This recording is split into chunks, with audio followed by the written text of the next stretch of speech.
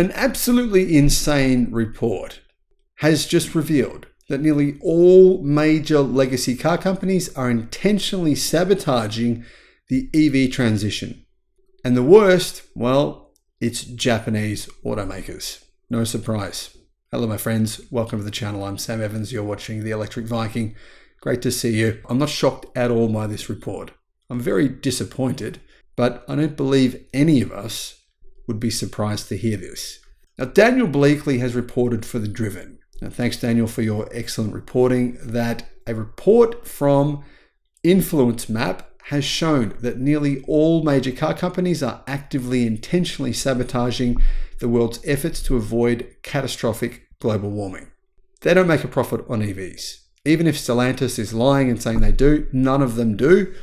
And therefore, like Ford, they are slowing down their EV sales. The lobbying strategies being used by the world's largest automakers are putting global climate targets at risk and threatening the electric vehicle transition, according to Influence Map.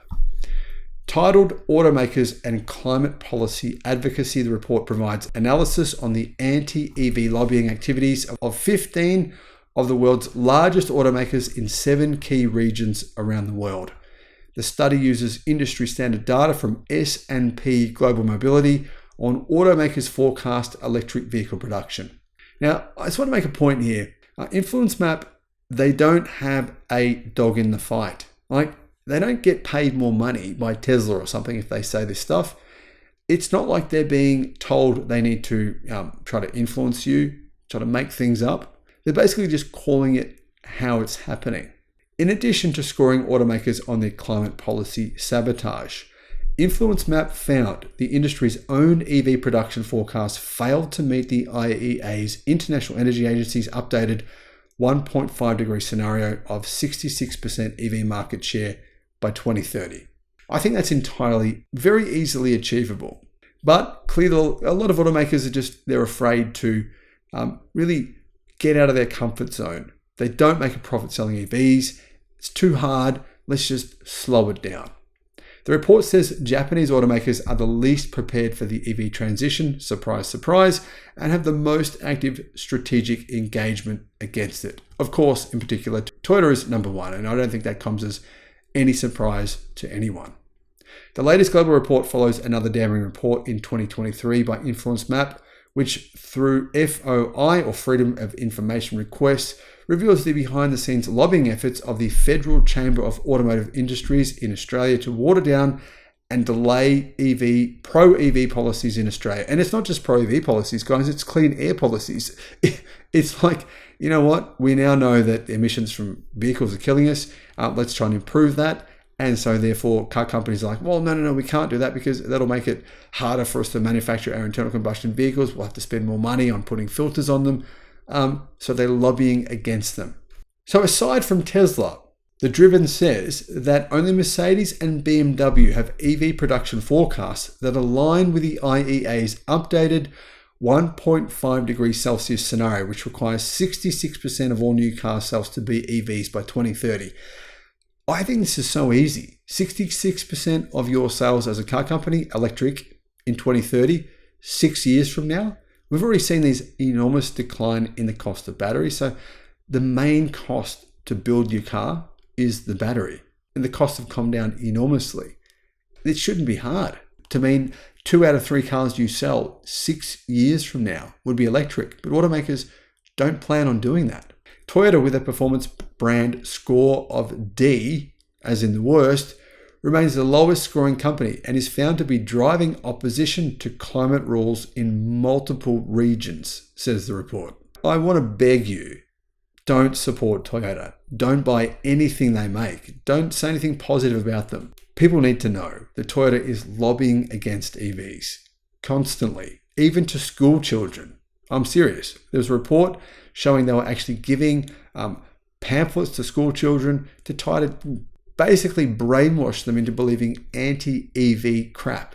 In regulatory comments submitted in 2023, Toyota advocated to weaken GHG emission standards in the US and Australia, engaged against stringent zero-emission vehicle mandates in Canada and the UK, Globally, in 2023 to 2024, multiple climate policies for light-duty vehicles have been weakened following industry pressure.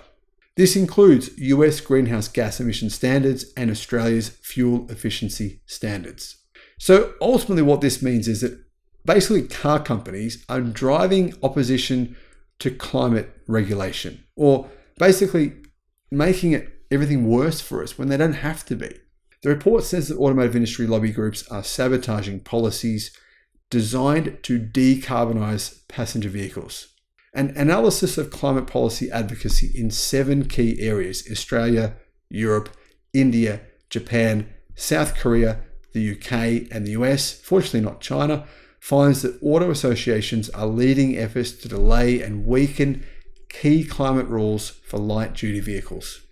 In the US, the Alliance for Automotive Innovation has led opposition to ambitious fuel economy standards, while in Australia, the Federal Chamber of Automotive Industries led a strategic campaign to basically destroy fuel efficiency standards so that we don't have to improve the air here in Australia. Of the 8 automotive industry associations included in this study, every automaker except Tesla remains a member of at least 2 of these groups, with most automakers a member of at least 5 of these associations globally. Now, these associations, they really just exist for the sole purpose of lobbying for their own interests. When it comes to their own interests, it is simply to make more profits.